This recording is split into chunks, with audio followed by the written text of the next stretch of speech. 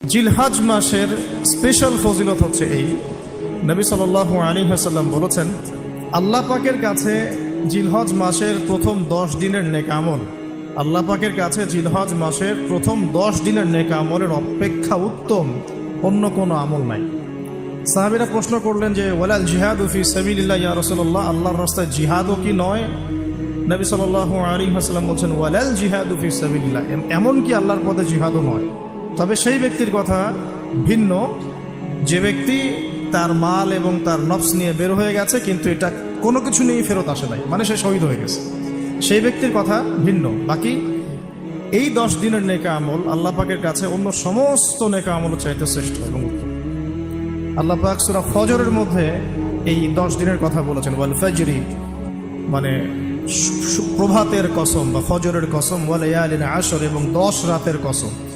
এই ওয়া লায়ালিন আশর